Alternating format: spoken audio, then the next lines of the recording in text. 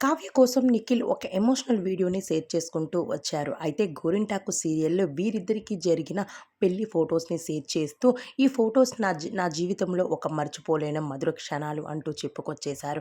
అయితే ఈ ఫోటోస్‌ని చూపించి, ఈ పెళ్లి జరిగేటప్పుడు నేను మన పెళ్లి జరిగినంత ఆనందపడిపోయాను. అసలు అది సీన్‌లాగా అనిపించలేదు. ఇది నిజమైన పెళ్లిలాగే అనిపించింది. అయితే మా ఇద్దరం కూడా త్వరలోనే ఇలానే పెళ్లి చేసుకోబోతూ ఉన్నాము కదా! నిజ జీవితంలో జరిగితే ఏంటి, సీన్‌లో జరుగుతూ ఉంటే ఏంటి అనుకున్నాను. కానీ ఇది నిజ జీవితంలోని జరగదని నాకు తెలియదు ఆ రోజు. అయితే ఈరోజు నాకు చాలా ఆనందంతో పాటు కానీ ఒక బాధ కూడా కలుగుతుంది. ఏంటి అంటే ఈ ఫోటోస్ చూస్తుంటే మా ఇద్దరికీ పెళ్ళైపోయింది. ఇవి మా పెళ్లి ఫోటోలాగా అనిపిస్తూ ఉన్నాయి. కానీ ఇది నిజం కాదు. ఇంకా నన్ను కావ్య పెళ్లి చేసుకోదు. అసలు నన్ను వదిలేసింది అని తలుచుకుంటే బాధ అనిపిస్తుంది అంటూ చెప్పుకొచ్చేశారు.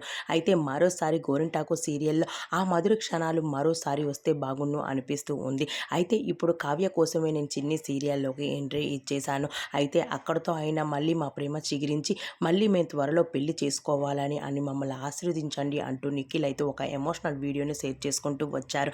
చాలామంది అభిమానులు మాత్రం మీ ప్రయత్నం మీరు చెయ్యండి.